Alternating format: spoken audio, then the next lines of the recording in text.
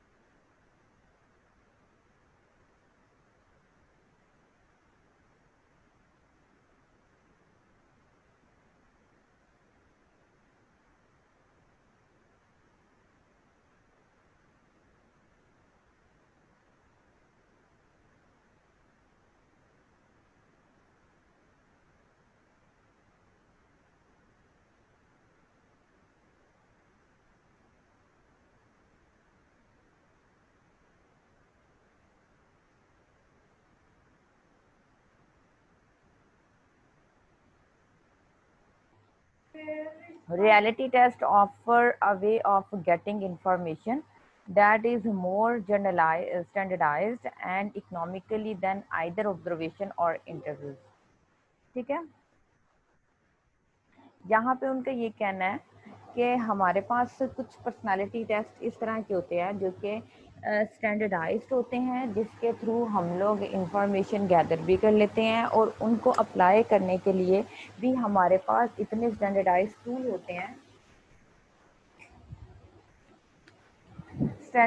Tool होते हैं, जिनके हम लोग उनको गलत नहीं कह सकते। ठीक है, हमें जो भी इंफॉर्मेशन उसके थ्रू मिलती है हम उसको 100% कंसीडर करते हैं। ऑब्जेक्टिव टेस्ट क्या होते हैं? ऑब्जेक्टिव टेस्ट एक पेपर पेंसिल फॉर्म में टेस्ट को जो है वो एडमिनिस्टर किया जाता है। स्टेटमेंट्स होती हैं, ठीक है, हमने उन स्टेटमेंट्स को पढ़ते जाना है। सेल्फ रिपोर्ट्स होती हैं, पढ़ते जाना है और उनका रिस्पॉन्स देते जाना है। ठीक है, ये टेस्ट को हम लोग क्वेश्चन आयर्स भी बोलते हैं। क्वेश्चन आयर्स होते हैं कि आपके पास एक आपको क्वेश्चन दिया गया है, उस पर 30 क्वेश्चन हो सकते हैं, 20 हो सकते हैं। उसके आगे उनकी वो दी जाते हैं, रिस्पॉन्सेज दिए जाते हैं कि आप कितना एग्री कर रहे हो और कितना डिसएग्री कर रहे हो। और जितना आप एग्री करते हो या जितना आप डिसएग्री करते हो, बेसिकली ये दोनों चीज़ें आपका जो है वो लेवल ऑफ पर्सनालिटी हमें बताती हैं। उसके अलावा पर्सनालिटी ट्रेट्स इसके साथ भी देखी जाती हैं कि एक इंसान की डिस्पोजिशंस क्या हैं और उसकी पर्सनालिटी की टेंडेंसीज हैं क्या। ठीक है, उसके अलावा एक पर्सनालिटी को दूसरे इंसान की पर्सनालिटी के साथ हम किस तरह से डिस्टिंग्विश कर सकते हैं। पर्सनालिटी टाइप्स कौन कौन सी हो सकती हैं? हमारे पास कुछ जर्नल डिस्क्रिप्शंस होती हैं लोगों की, जिसमें हम लोग सिर्फ और सिर्फ होल बताते हैं कि लोगों में मोस्टली कौन सी पर्सनालिटी पाई जाती है। ठीक है, और पर्सनालिटी स्टेट्स, अब देखो जो थी पर्सनालिटी ट्रेट वो बेसिकली एक इंसान की टेंडेंसीज बता रही थी। ठीक है, कि एक इंसान को दूसरे इंसान से किस तरह से डिस्टिंग्विश किया जाता है, लेकिन हम लोग पर्सनालिटी टाइप में एक होल कैटेगरी बताते हैं, जनरलाइज कर देते हैं कि लोग बेसिकली जैसे कि पंजाब के लोगों की पर्सनालिटी किस तरह से होती है। अगर हम लोग सिंध की बात करें, सरहद की बात करें, बलूचिस्तान की बात करें, तो बेसिकली वो एक टेस्ट ही सारी पॉपुलेशन को जनरलाइज करता है कि बेसिकली लोगों की यहाँ पे पर्सनालिटी है किस तरह की। पर्सनालिटी स्टेट्स ये रेफर करता है कि इमोशनल रिएक्शन जो है ना, सिचुएशन टू सिचुएशन, वो लोगों की किस तरह की होती है, वो लोगों की पर्सनालिटी किस तरह की होती है। कि पंजाब के लोग एक सिचुएशन पे रिएक्शन उनका किस तरह का होता है, सिंध के लोगों का एक सिचुएशन पे ही उनका रिएक्शन किस तरह की से होता है। अब ये सिचुएशन टू सिचुएशन वेरी करता है। सेल्फ कॉन्सेप्ट, अब ये जो उन्होंने टाइप्स बताई है ना, ये टाइप्स पे ही आगे टेस्ट होंगे। ठीक है, सेल्फ कॉन्सेप्ट है, ये रेफर करता है सेल्फ डेफिनेशन के साथ। सम ऑब्जेक्टिव टेस्ट होते हैं जो फोकस करते हैं पर्सनालिटी पे, जैसे कि इंसान की पर्सनालिटी का एंगर बताते हैं, एक इंसान की पर्सनालिटी की एंजाइटी बताते हैं। और उसकी पर्सनालिटी के सेवरल कैरेक्टरिस्टिक्स जो हैं उनको मेजर किया जाता है। ठीक है। सेल्फ रिपोर्ट इन्वेंटरीज होती हैं कि आपने जो है अपने बारे में बताना है। सेल्फ रिपोर्ट इन्वेंटरीज में हम आपके एटीट्यूड्स के बारे में पूछते हैं, आपके हॉबीज, आपकी पर्सनल हैबिट्स, आपके फ्रेंड्स एंड फैमिली रिलेशनशिप। ठीक है, ये सेल्फ रिपोर्ट्स होती हैं। इन्वेंटरीज भी इनको हम बोलते हैं, जो कि सेल्फ ऑब्जर्वेशन के लिए होती हैं, हम आपको देते हैं जिसके थ्रू आप अपनी ऑब्जर्वेशन करते हो। ठीक है, ये जर्नल प्रोसीजर है जिसमें हमारे पास कुछ रिटर्न स्टेटमेंट्स होती हैं। ठीक है, और ये कुछ स्ट्रक्चर्ड फॉर्म में होती हैं। स्ट्रक्चर्ड मतलब कि ऑलरेडी बनी बनाई होती हैं, हमें खुद से उसको लिखना नहीं पड़ता। लेकिन कुछ टेस्ट ऐसे होते हैं जिसमें सिर्फ सवाल होता है और हमें उसका लेंथी जवाब देना होता है। ठीक है, लेकिन यहाँ पे ऐसा कुछ नहीं है, रिटर्न फॉर्म में है। आपके पास स्ट्रक्चर्ड एक क्वेश्चन आए होते हैं। ठीक है, और आपने उसी मेथड के थ्रू उसको जो है वो पुट करना होता है। स्ट्रक्चर्ड मेजर्ड होते हैं, पर्सनैलिटी को करेक्टराइज किया जाता है, पर्सनैलिटी की एम्बिग्विटी को ख़त्म किया जाता है। और लेकिन बात यह है कि आपको इतनी इंफॉर्मेशन को जो है वो बिल्कुल सही देना है। अगर एक इंसान सही तरीके से अपनी इंफॉर्मेशन नहीं देगा तो उसकी पर्सनैलिटी की सही असेसमेंट नहीं हो पाती।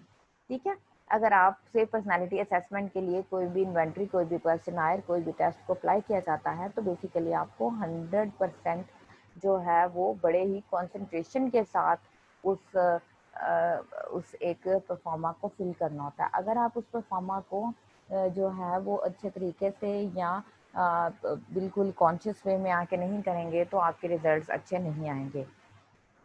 ठीक है, अब इन सेल्फ इन्वेंटरीज में हमारे पास कुछ इन्वेंटरीज है। वुडवर्ड पर्सनल डेट शीट है, मिनेसोटा मल्टी पर्सनालिटी इन्वेंटरी है, कैलिफोर्निया पर्सनालिटी इन्वेंटरी है, एडवर्ड पर्सनल प्रेफरेंस कैजुअल है, 16 पर्सनालिटी फैक्टर्स हैं, Thorndike dimensions of treatment, temperament है, जैक्सन पर्सनालिटी इन्वेंटरी है, the Myers Briggs type indicator है, the Millon clinical multi axial inventories हैं, the new personality inventory है, new PIR भी बोलते हैं, थॉर्नडाइक डायमेंशन ऑफ टेम्परामेंट है। वुडवर्ड पर्सनालिटी डेट शीट जो है ये फर्स्ट पर्सनालिटी इन्वेंटरी थी। वुडवर्ड पर्सनल डेट शीट जो है वो डेवलप की गई थी ड्यूरिंग वर्ल्ड वार, जो फर्स्ट वर्ल्ड वार हुई थी उसके तब इसको जो है डेवलप किया गया था, इसको पब्लिश किया गया था। इसका फाइनल फॉर्म आफ्टर वार जो है वो बनाया गया था, जो फाइनल फॉर्म थी इसकी।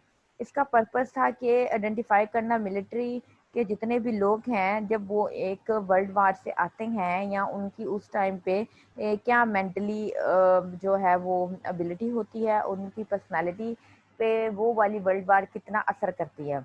द फाइनल फॉर्म जो थी टेस्ट की वो कंबाइंड थी, वो कंटेंट थी 116 क्वेश्चंस पे, और ईच इंडिविजुअल रिस्पॉन्ड करता था यस और नो। यस और नो का मतलब है, मतलब कि एक सवाल था और उसका जवाब या उसका रिस्पॉन्स यस और नो में था। यस और नो होता है डायकोटमस, जिसका मतलब है एक सवाल के सिर्फ दो ही जवाब हैं, एक सवाल के सिर्फ दो ही एक्सट्रीम्स हैं, मतलब कि या तो है या तो नहीं है। ठीक है, और सवाल कितने थे total? 116। Woodward personal data sheet जो है ये हेल्प आउट करती थी कि वो सॉल्व कर सकते हैं उन प्रॉब्लम्स को जो कि उन्होंने देखी हैं ड्यूरिंग वर्ल्ड वार। ठीक है, उसके बाद ये स्टिमुलेट करता था डेवलपमेंटल जो है डेवलपमेंट को देखता था कि आप एक इंसान को किस तरह से देखते हैं कि उसकी पर्सनालिटी पे उस वर्ल्ड वार के बाद क्या क्या इफ़ेक्ट आए, और उसके बाद वो अपनी अपनी आने वाली ज़िंदगी में उसकी पर्सनालिटी में क्या क्या चेंजेस आ सकते हैं। Minnesota multi phasic personality inventory, MMPI हमारे पास एक बहुत ही मल्टी डायमेंशनल, जिसको कहो बहुत ही लेंथी और बहुत ही ज़्यादा डोमेन्स को जो है ना वो असेस करने वाला स्केल है, जिसको हम बोलते हैं multi MMPI Minnesota multi phasic personality inventory. और इसमें हमारे पास डिफरेंट सब स्केल्स हैं। ठीक है, MMPI में हम एक डायमेंशन को नहीं सर्च आउट करते, इसमें हम लोग डिफरेंट जो है डोमेन्स को सर्च आउट करते हैं। इसके सब स्केल ही बहुत ज़्यादा हैं। अगर आप आएँ 428 पेज पे तो स्टार्टिंग में इसका कुछ पर्पस लिखा हुआ है। like the Woodward personal date sheet, the purpose of the MMPI and MMPI-2, ठीक है, is to assist in distinguish normal from abnormal groups, कि हमने नॉर्मल को डिस्टिंग्विश करना है abnormal से, ठीक है। Specifically the test was designed to aid in the diagnosis or assessment the major psychiatric or psychological disorder। इसका सबसे बड़ा मेजर फोकस जो है ना, वो सिर्फ और सिर्फ दो कैटेगरीज को अलग करना है, एक तो नॉर्मल और एक अब नॉर्मल, और दूसरा असेसमेंट किसकी होगी, साइकेट्रिक एंड साइकोलॉजिकल डिसऑर्डर्स की, ठीक है। इन्हीं चीजों को अगर आप लिख देंगे तो आपका मकसद पूरा हो जाएगा लिखने का। फर्स्ट है कि हमारे पास अब डिस्क्रिप्शन है कि हमारे पास कौन कौन से स्केल आते हैं। हमारे पास first description of the scale, second है हमारे पास clinical scale,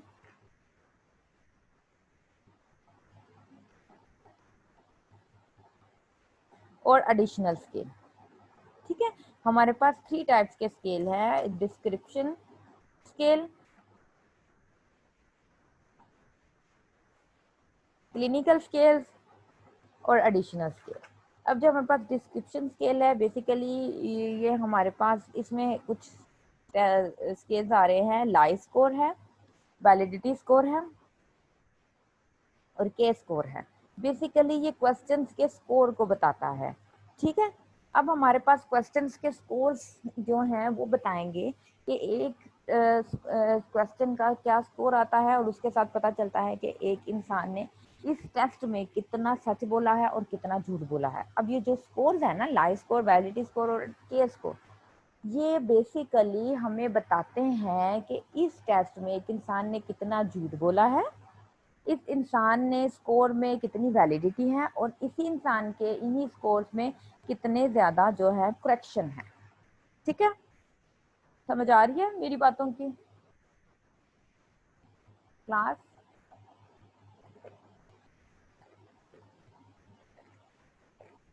hello,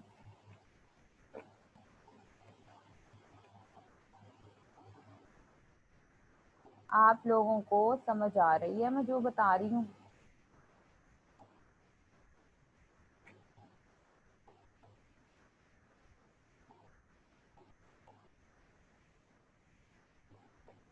hello,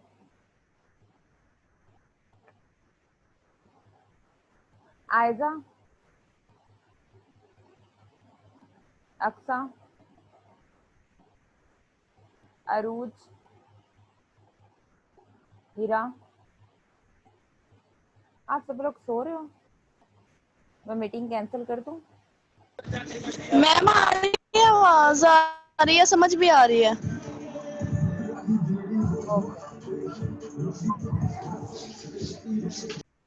ma'am repeat करने नहीं आई समझ। Very good. क्या रिपीट करूं मैं? यही जो अभी आपने बताया डिस्क्रिप्शन में। मैं आपको ये बता रही हूँ, ये स्केल एक तो बहुत लेंथी स्केल है, दूसरा ये कि इसके कुछ स्कोर्स हैं, कुछ लाई स्कोर है, कुछ वैलिडिटी स्कोर है और कुछ के स्कोर हैं।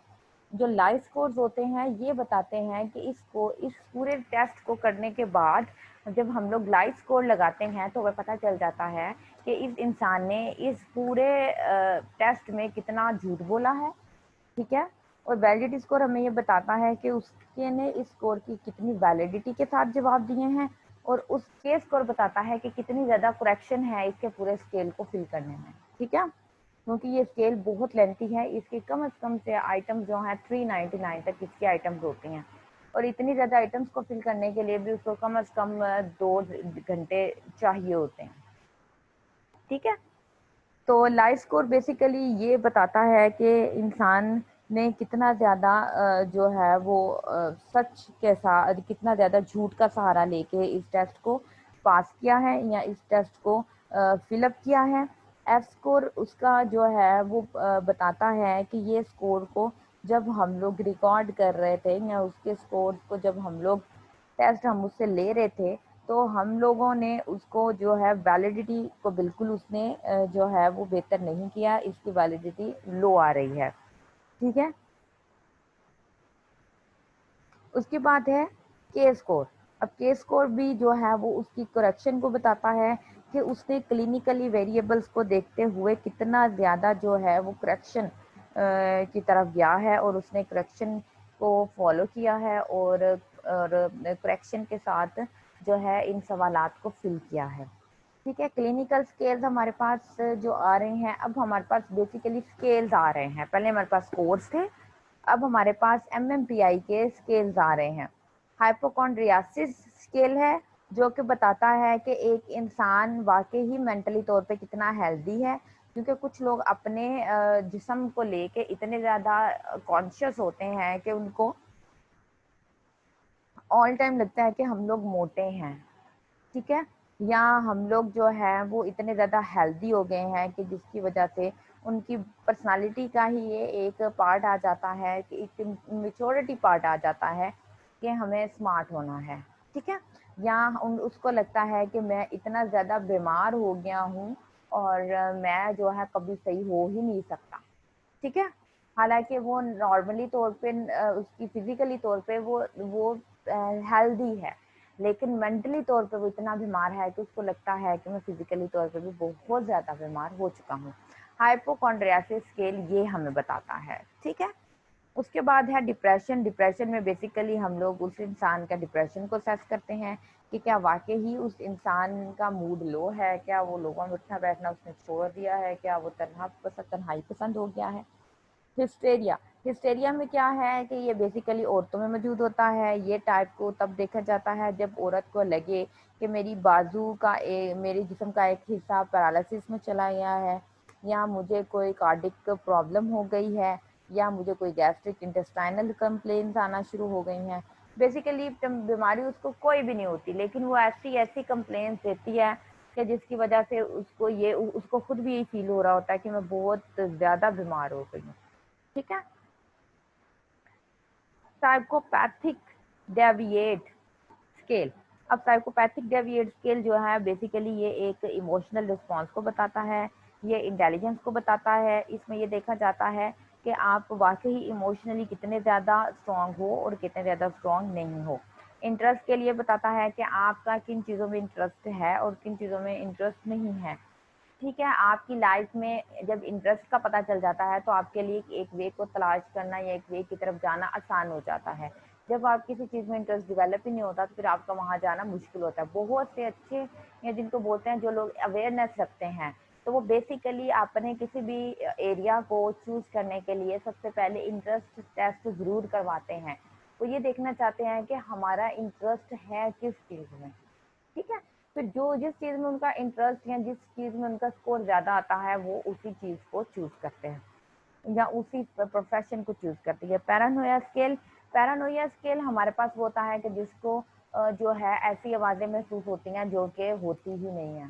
ठीक है, ऐसे फॉल्स जो है वो थॉट्स आती हैं कि जिनका लाइफ में कोई एग्जिस्टेंस होती ही नहीं है।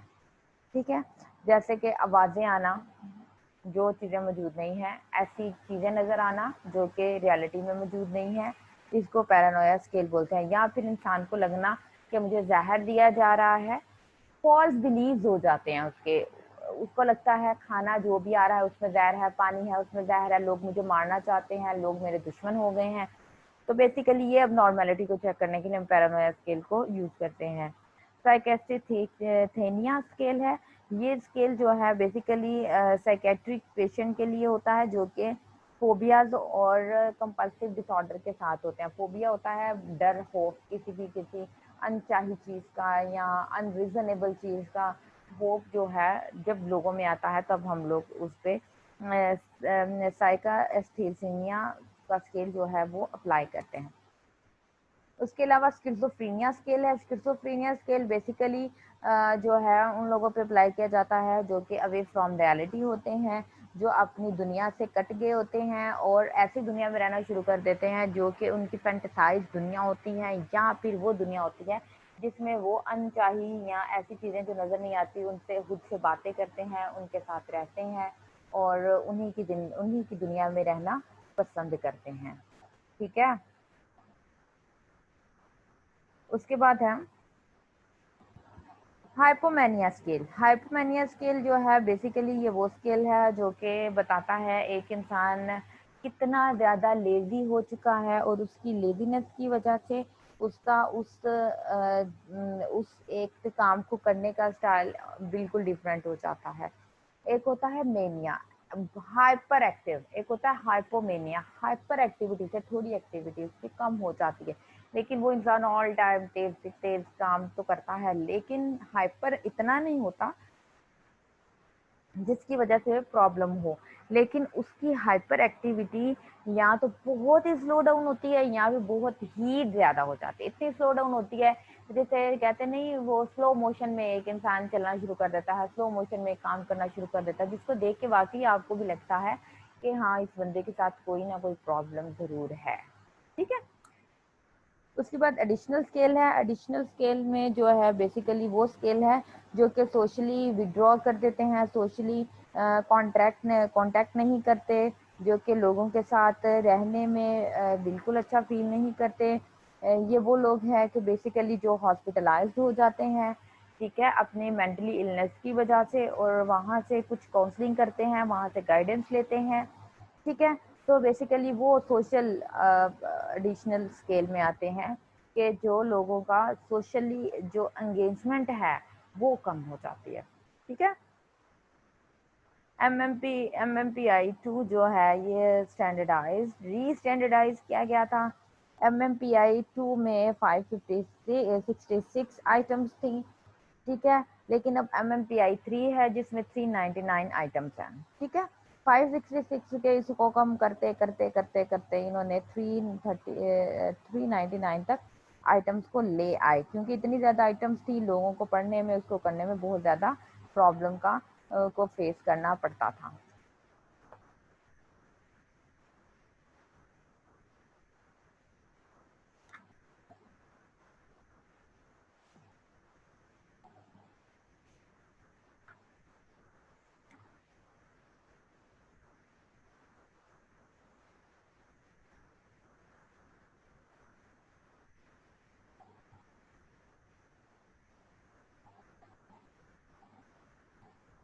समझ आ रही है कुछ?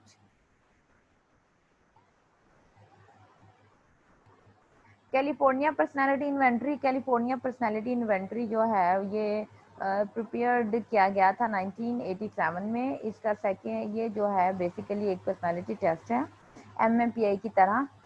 ये भी बेसिकली 18 इसमें जो है 18 स्केल्स के साथ है, सब स्केल जिनको बोलते हैं, और उसकी 4 क्लासेस हैं। ठीक है। अब 4 क्लासेस में फर्स्ट क्लास क्या है, स्केल मेजर करता था सेल्फ अश्योरेंस को।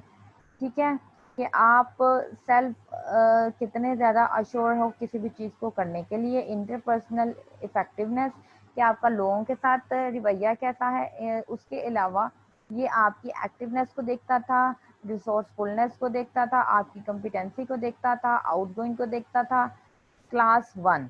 ठीक है। क्लास 2 किसको देखती थी, सोशलाइजेशन, मेच्योरिटी, रिस्पॉन्सिबिलिटी, कि एक इंसान कितना ज़्यादा प्रैक्टिकल है, कितना मेच्योर है, कितना काम है। ठीक है। क्लास 3 जो है ये अचीवमेंट को मेजर करती थी, इंसान की पोटेंशियल को देखती थी, उसकी इंटेलेक्चुअल एफिकेसी को देखती थी।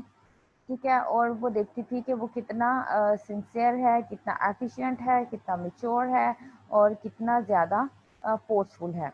क्लास 4 जो है वो देखती थी कि एक इंसान का इंटरेस्ट मोड्स कौन से हैं, उसकी हाई स्कोर जिन चीज़ों में ज़्यादा आता था वहीं से उसकी क्लास का पता चल जाता था कि ये क्लास A1 में है, 2 में है, 3 में है या 4 में है। ठीक है। इसकी more than third of the 462 items थी। ठीक है। और ये भी जो है एक ओरिजिनल MMPI की तरह ये भी एक बहुत रिजेंबल करता था, क्योंकि इसकी आइटम्स भी ज़्यादा थी, इसके भी सब स्केल थे, इसलिए ये MMPI से रिजेंबल करता है, लेकिन MMPI से अलग है, जिसको हम लोग कैलिफोर्निया पर्सनालिटी इन्वेंटरी बोलते हैं। ठीक है। 16 पर्सनालिटी फैक्टर क्वेश्चन आयर। अब इसमें पर्सनालिटी के 16 फैक्टर्स हैं। लो score description 1 to 3, high score description 8 to 10। अब यहाँ पे उन्होंने ये कैटल ने इंट्रोड्यूस करवाया था जिसकी 36 डायमेंशंस थी, और उसने इसमें इंसान के जो हैं वो ट्रेड्स को देखना था कि एक इंसान की ट्रेड्स में उसकी पर्सनालिटी ट्रेड्स है क्या। ये 16 इसमें फैक्टर्स थे और इसकी 36 डायमेंशन थे। 16 फैक्टर्स और 36 डायमेंशंस। ठीक है। अब लो स्कोर जिनका आता था 1 to 3 में जिनका स्कोर आता था वो बताता था कि ये इनमें क्या क्या चीज़ें हैं, और जब जिनका हाई स्कोर था 8 to 10 वो बताता था कि जो है उनमें कौन कौन सी पर्सनैलिटी में चीज़ें हो सकती हैं, जैसे कि कूल है, रिजर्व्ड है, इंटरपर्सनल है। पेज नंबर 432 पे है ये। Primary source trait covered by the 16 personality factor test. ठीक है। लो स्कोरर जो थे वो बहुत ही काम डाउन, बहुत ही अच्छे, बहुत ही क्रिएटिव, बहुत ही जो है वो जिनकी मेंटल कैपेसिटी भी लो होती है, लेकिन चीज़ों को कंक्रीट तरीके से सोचते थे, सबमिसिव थे, हम्बल थे, माइल्ड थे, इजीली चीज़ों को समझने वाले थे, सोबर थे, रिस्ट्रेंड थे, और उसके अलावा जो है वो शाय थे, हेजिटेंट थे, टफ माइंडेड थे, सेल्फ रिलियंट थे, नॉनसेंस थे, नो नॉनसेंस, रफ थे, रियलिस्टिक थे, ट्रस्टिंग थे, और एक्सेप्ट करते थे। ये सारी की सारी जो है ना ये चीज़ें जिनका स्कोर 1 to 3 में आता था तो उनको जो है ये स्कोर बताते थे कि इन लोगों का जो है वो कितने कूल माइंडेड हैं।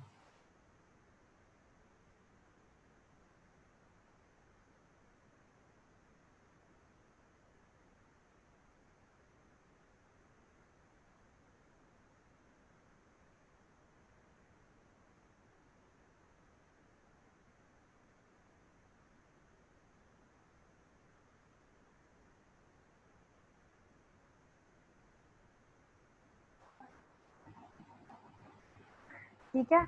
अब जो हाई स्कोर डिस्क्रिप्शन रखते थे वो वार्म थे, आउटगोइंग थे, काइंड थे, इजी गोइंग थे, पार्टिसिपेटिंग थे, एब्स्ट्रैक्ट थिंकिंग उनकी अच्छी थी, इंटेलिजेंट थे, मिच्योर थे, इमोशनली स्टेबल थे, काम थे, रियलिटी बेस्ड थे, असर्टिव थे, अग्रेसिव स्टबन बिहेवियर था, कम्पिटिटिव थे, स्पॉन्टेनियस जो है वो बिहेवियर्स थे उनके, एंथुसियास्टिक थे, बोल्ड थे, टेंडर माइंडेड थे, सस्पिशियस थे, इमेजिनेटिव थे। ठीक है।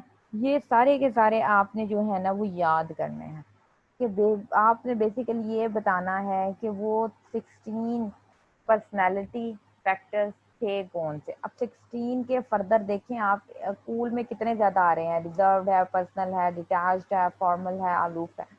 अब इन सबको अगर मिलाया जाए तो ये 36 डायमेंशंस बनती हैं। ठीक है। तो ये सारे के सारे आपने एज इट इज़ याद करने हैं कि लो स्कोरर में कौन से आते हैं और हाई स्कोरर्स में कौन से आते हैं। Edward, personal preference, casual. अब इसमें ये देखा जाता है कि एडवर्ड का जो स्केल है बेसिकली ये एक स्ट्रक्चर्ड पर्सनालिटी टेस्ट है। एडवर्ड का स्केल हमें बताता है कि हमारे पास पर्सनालिटी की जो टाइप है क्या वो बहुत ही स्ट्रिक्ट है, ठीक है, या बहुत ही हम्बल है, राइट है, या रॉन्ग है। ठीक है। ये हमें बताता है। ये एक थेरोटिकल बेसिस के साथ मैच करता है क्योंकि इसके पीछे एडवर्ड की पूरी एक थ्योरी आई थी पहले, और इस थ्योरी को देखते हुए ही उसने एक पूरे का पूरा स्केल डेवलप किया था। ठीक है। बेसिकली एडवर्ड टेस्ट मरे की जो थ्योरी थी उसको पे प्रपोज किया गया था। मरे ने थ्योरी जो डेवलप की थी 1938 में, और एडवर्ड ने उसी जो है पे हम जो है उसी थ्योरी पे अपना टेस्ट बनाया था। बेसिकली एडवर्ड की थ्योरी में ह्यूमन नीड्स को इंक्लूड किया गया है। ह्यूमन नीड्स आप लोग जानते हैं, कुछ प्राइमरी ह्यूमन नीड्स हैं और कुछ सेकेंडरी ह्यूमन नीड्स हैं। ठीक है। और उन्हीं की बेस पे एडवर्ड ने सेलेक्ट किया था 15 नीड्स को, और उन्हीं नीड्स की उसने मरे की लिस्ट के साथ मैच करके 15 नीड्स की एक लिस्ट बनाई थी, और उसी लिस्ट को उसने वैलिडिटी को चेक किया, और उसी वैलिडिटी को चेक करने के बाद उसने इन नीड्स के बारे में लोगों से जो है वो डाटा कलेक्ट करना शुरू किया ताकि इसके वैलिडिटी को चेक किया जा सके। ठीक है। अब इन्हीं 15 नीड्स के पीछे इंसान की या किसी भी पर्सन की फीलिंग्स को देखा जाता था, उसकी जो है वो रिस्पॉन्सेस को देखा जाता था, और उसकी जो है वो देखा जाता था कि उसको किस चीज़ की जो नीड है, या किस चीज़ की जो प्राइमरी या सेकेंडरी नीड जो भी उस दोनों में से फील करता है, किसकी जिसमें सबसे ज़्यादा है। अब इस स्केल की जो कंसिस्टेंसी है वो 15 पेयर्स के साथ की थी। 15 पेयर्स में जो है उन्होंने ये देखा था कि हमने जो है वो इन्होंने टेस्ट अप्लाई किया था स्कूल के बच्चों पे, स्कूल के लड़कियों और लड़कों पे, और अप्रोक्सीमेटली 9000 अडल्ट थे, और पॉपुलेशन जो थी अर्बन और रूरल दोनों एरियाज के साथ थी। 948 स्टेट से इन्होंने सैंपल इकट्ठा किया, और उन्होंने जो है इस टेस्ट को जो है वो यूज़ किया। ठीक है। अब इसकी कुछ पर्सनालिटी वेरिएबल्स भी हैं, जैसे कि अचीवमेंट है, डिफेंस है। अच्छा मेरी बात सुनो आप लोग, सब लोग अनम्यूट करो अपने माइक्स को।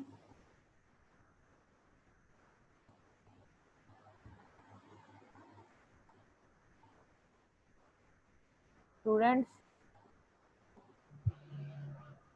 जी मैम। अच्छा आप लोग ऐसा करो, आपको असेसमेंट सारी ना करो तुम लोगों को, क्योंकि फर्स्ट टाइम कर रहे हो, तुम लोगों को ये इतनी नहीं पल्ले पड़ेगी। लेकिन खैर मैं साथ साथ रिकॉर्डिंग कर रही हूँ, कहीं से समझ नहीं आएगी तो मैं वैसे भी एक एक्स्ट्रा लेक्चर कंडक्ट करूंगी, जिसमें आप लोगों को मैं ये इजीली जो है वो रिवाइज करवा दूंगी। इस मसले की कोई बात नहीं है, लेकिन आप लोग एडवर्ड से ऊपर ऊपर तक जितने भी असेसमेंट है ना, आप लोग ये करो। ठीक है, सारी असेसमेंट आप ना ही करो। मैम ये जो एडवर्ड वाला अभी अभी आपने पढ़ाया है, ये भी करना है? ये रहने दो। 16 पर्सनैलिटी इन्वेंटरी तक करो तुम लोग। ठीक है,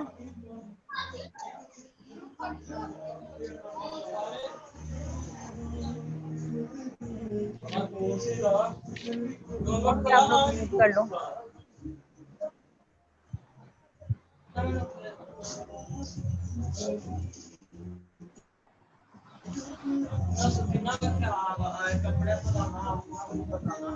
म्यूट कर दो बेटा।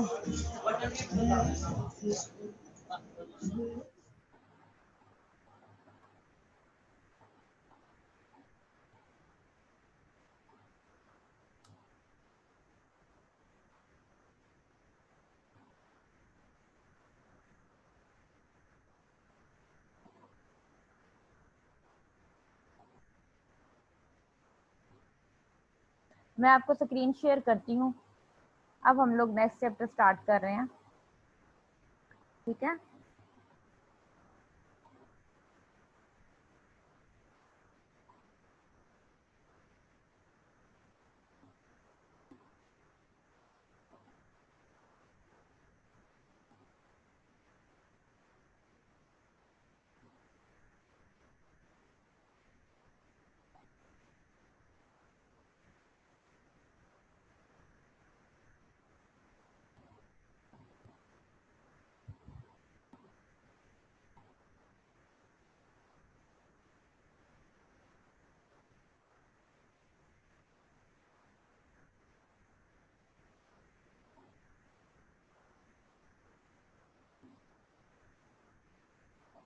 हीरा बेटे, आप का लेक्चर कितने बजे है नेक्स्ट? 1:30।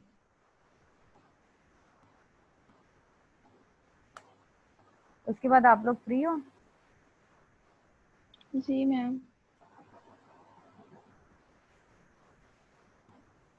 ठीक है, इस लेक्चर के वो लेक्चर लेने के बाद आप लोगों ने जो है ना वो दोबारा से मुझे ज्वाइन करना है।